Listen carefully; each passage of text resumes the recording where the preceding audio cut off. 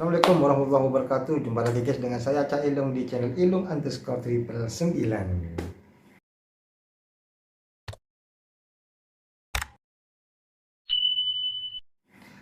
Baik guys, kali ini kita akan mendengarkan sebuah ceramah mengaji atau yang saya istilahkan mereaksi sebuah ceramah dari Ustadz Fadlisah Alauddin tentang negara Malaysia. Apakah Malaysia ini sebenarnya dijajah oleh British atau Inggris atau tidak dijajah gitu guys.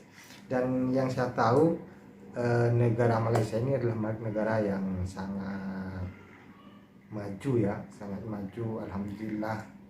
Dan meskipun wilayahnya tidak sebesar negara Indonesia, yang saya banggakan dari negara Malaysia ini adalah orang-orangnya sangat gigih memegang agama, termasuk pemerintahannya dan kerajaan-kerajaan di sana gitu ya guys. Kalau dibandingkan dengan ini, memang Indonesia ini kalau menurut saya pribadi, memang Indonesia ini lebih banyak umat Islamnya karena memang di segi wilayahnya lebih luas, tetapi Malaysia ini lebih unggul kualitas keislamannya. Jadi kalau di sana itu misal seperti 1 Muharram, tahun baru Islam, di sana itu sangat ramai dan sangat dimeriahkan. Beda kalau di sini kan 1 Muharram mungkin cuma libur sekolah, libur kerja gitu, tapi nggak ada lah dari pemerintah yang meramaikan tahun baru Islam ini, kecuali kalau di Malaysia gitu guys. Dan alhamdulillah sampai sekarang paman-paman saya banyak yang di sana, yang kerja di sana, dan mungkin kalau dihitung sudah puluhan tahun di sana guys, sudah punya IC, jadi sudah jadi warga negara Malaysia gitu. Makanya sedikit banyak saya lebih tahu tentang Malaysia ini. Jadi gimana guys, apakah Malaysia ini sebenarnya dijajah atau tidak oleh British? Dan bagi teman-teman yang mau nonton video aslinya, silahkan kunjungi link di deskripsi, sudah saya sediakan. Kalian cek dan kalian kunjungi, silahkan di subscribe ya guys, sebagai bentuk dukungan kepada beliau gitu. Supaya tidak membuang waktu lagi, ayo kita langsung ke videonya. Saya nak bawakan satu naratif pada malam ini. Ini wallahu alam lah, kan orang kata melawan arus pula pendapat ini ya. Saya secara peribadi melihat negara kita tidak dijajah. Ini personal saya. Saya tidak melihat negara kita dijajah. Apa sebab? Pertama, penjajahan secara de jure. Ini istilah diplomatik.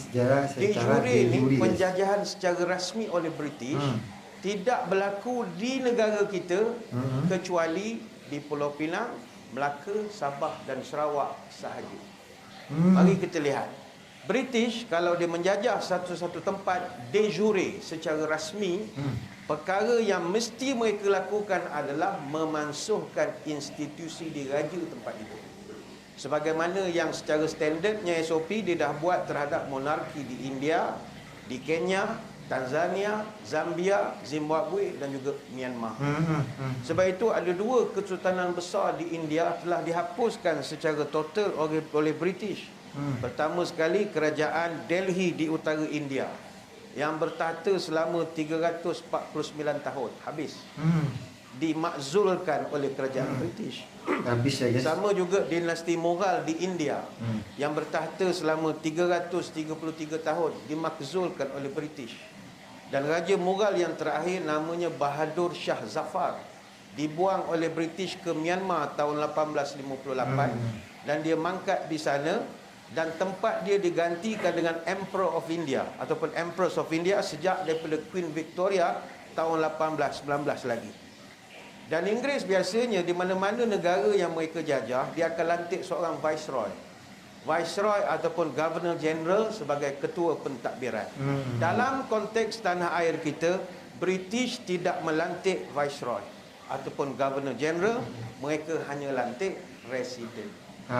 Ataupun High Commissioner ataupun Chief Commissioner di negeri-negeri Melayu bersekutu dan tidak bersekutu. Ya, kalau kita tengok, kuasa mutlak secara de jure rasmi masih dipegang oleh Duli Yang Maha Mulia Raja-Raja Melayu. Maka apabila institusi raja dikekalkan, maka ini bererti penjajahan secara de jure tidak berlaku. Tidak berlaku. Sultanates of the nine Malay state existed continuously throughout the British rule until now. Sampai sekarang. Jadi secara sejarahnya, historically-nya, semua negeri-negeri itu kita panggil protectorates. Dia di negara kita ini ada 3 jenis negeri. Minta maaf serius sikit lah, bagilah tajuk poligami ke barulah senang nak cerita. Yang kau bagi tajuk susah, aku susah nak cerita. Dia macam dalam parlimen pula Datuk lah, jadi susah kalau nak cakap. Dia negeri di Malaysia ni, dia ada 3 jenis negeri. Pertama, federated Malay States ataupun negeri-negeri Melayu bersekutu. Dalam bahasa mudah, negeri-negeri yang ada residen Inggeris yang sekarang mereka menggunakan pegawai takbir diplomatik, PTD. Itu negeri-negeri Melayu bersekutu, Federated Malay States. Betul guys. Bahasa mudah lagi, negeri yang kerja Jumaat cuti Ahad, Federated States. Negeri-negeri ini semua dia panggil bertaraf protectorates. Mereka di bawah naungan British, tapi masih diperintah oleh sultan ataupun raja. Urusan pertahanan dan juga dasar luar, foreign policy, itu saja ditentukan oleh British. Yang lain masih lagi di bawah sultan. Foreign policy dengan armed forces. Masih negeri yang kedua, negeri Melayu tidak bersekutu, unfederated Malay States. Ini tidak ada residen Inggeris. Negeri-negeri yang sekarang kita kenal, negeri yang cuti Jumaat, kerja hari Ahad. Negeri Melayu tidak bersekutu. Dan yang ketiga kita panggil Strait Settlements, negeri-negeri selat, ditakbir sebagai Crown Colonies, jajahan mahkota Inggeris. Berapa? Ada 3. Pulau Pinang, Melaka, Singapura. Dulu kita punya nenek moyang orang Melayu adalah rakyat sultan dia panggil, ataupun rakyat kerajaan. Tetapi bagi mana-mana Melayu, India, Cina, lain-lain bangsa yang lahir dan tinggal di Pulau Pinang atau di Melaka atau di Singapura, mereka tak digelarkan rakyat sultan. Mereka dipanggil sebagai British subject. Mereka tak dipanggil British citizen. Kerana British hanya mengiktiraf orang yang lahir di Great Britain saja, dia beri taraf British citizen. Kita semua negeri beraja, dia panggil rakyat raja. Orang Melaka, Pulau Pinang dan juga Singapura, mereka dipanggil British subject. Saya akan terangkan kenapa panggil subject, macam satu pelajaran pula dah. British negeri ni tak beraja. Jadi mungkin tuan-tuan yang agak kritikal akan bertanya, dah kalau kita bukan tanah jajahan Ustaz, bukan koloni, kenapa kita beria sangat, mat kilau, melompat-lompat, minta merdeka, bagai-bagai? Dia letak je lah. Dia begini, ada sedikit vacuum power. Dia ada sedikit kesilapan semasa kita dijajah Jepun. Silap teknikal. Dia begini, selepas daripada kekalahan Empire Jepun di akhir Perang Dunia Kedua, di mana pemerintah British, pemerintah tentera Jepun, dia surrender kepada pihak bersekutu Allied Forces British di Singapura. Masa itu Jepun, ketika dia surrender, Jepun kan dia jajah seluruh negara. Mat Saleh dia jajah 3 saja. Pahang, Kelantan, Terengganu dia tak usik. Mari Jepun dia jajah semua. Bila dia dah kalah, dia serah semua kepada British. Apa hal serah kami yang tak ada kena-mengena dengan awak ni? Jadi masa itu dia telah menyerahkan semua jajahan mereka, bukan Kelantan, Pahang, Perak saja, tapi Burma, negeri-negeri selat, semua kepada pemerintah tentera British. Di Filipina, Jepun serahkan kepada Amerika. Di Indonesia, Tentera Revolusi Indonesia isytihar merdeka 17 Ogos 45 selepas daripada Jepun menyerah diri. Tapi Indonesia ketika itu masih dijajah Belanda sampai tahun 1948, perjanjian Meja Bulat.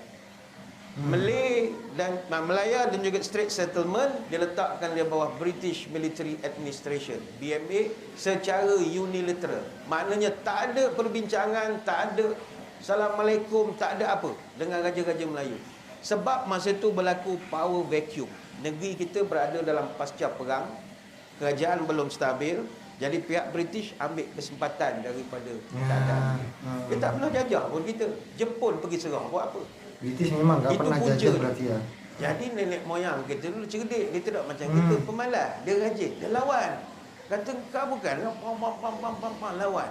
Ini sebab kita kena terima kasih ke nenek moyang kita. Kalau dia kerja main game serupa kita, main TikTok je kerja siang malam, dia jenis lantak je. Tapi dok dia kata, mu British, mu ambil buat apa? Aku bukan lorong kau. Mana aku tahu Jepun bagi? Tak ada, jom lawan. Dia lawan. Dia lawan. Jadi bila lawan, British dia kecewa lah. Tapi dia tak putus asa. Macam-macam cara dia lakukan untuk dapatkan keseluruhan tanah Melayu.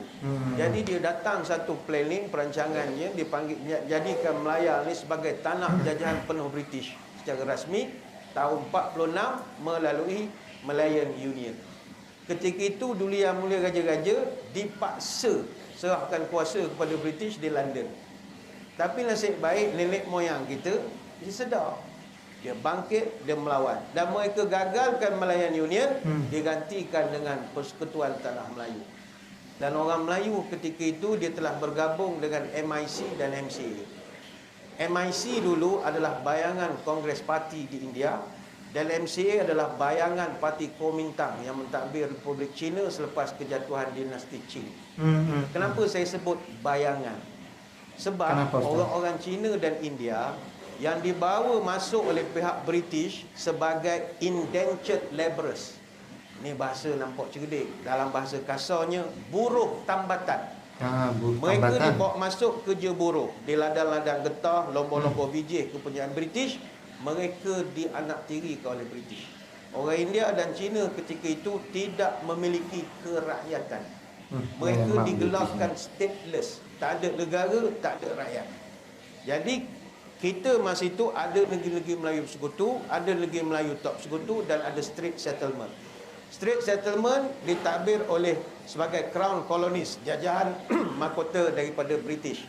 Maka MCA dan MIC mewakili kaum-kaum mereka yang berpaksikan kepada organisasi asal negara masing-masing. MIC dia ikut India Congress Party, MCA dia ikut Kuomintang Party. Dan British masa itu membenarkan pembinaan sekolah-sekolah vernakular, Tamil, sekolah Mandarin. Kenapa mereka buat? Sebagai persediaan bahasa dan budaya untuk anak-anak buruh ini. Kerana mereka jangka kalau anak-anak ni esok dah habis tempoh kontrak bekerja sebagai buruh, kalau mereka keluar, British keluar daripada tanah Melayu, mereka kena balik semula ke negara asal. Dan mereka dah disiapkan dengan bahasa Mandarin sebab takut tak kerti cakap Mandarin. Mereka disiapkan latihan di sini, sekolah kalau Tamil, supaya mereka boleh cakap Tamil. Itu tujuannya. Kalau British balik, kau orang pun kena balik. Tetapi mereka lebih memilih untuk tinggal di sini. Jadi itu sejarahnya. Mungkin tuan-tuan pula akan kata, ustaz ni buat pening lah malam ni. Dan kalau tak kena jajah ustaz, hak kita beramai Stadium Merdeka tu apa halnya? Menjerit-jerit Merdeka malam tahun 1957 itu. Tuan-tuan, 31 Ogos 1957 adalah satu tarikh di mana Dulu Yang Maha Mulia Raja-Raja Melayu, institusi diraja, menyerahkan kuasa besar mereka selama ini kepada rakyat melalui parlimen dan perlembagaan. Maka merdeka ini tak boleh tidak, kita mesti menjunjung kasih Dulu Yang Maha Mulia Raja-Raja Melayu yang telah menurunkan kuasa mutlak mereka kepada kita untuk mentadbir tanah air. Jadi itu sebabnya kita merdeka itu tadi. Tapi tuan-tuan, kena ingat, tidak ada merdeka yang hakiki. Sekali merdeka bukan berhenti sampai kiamat merdeka.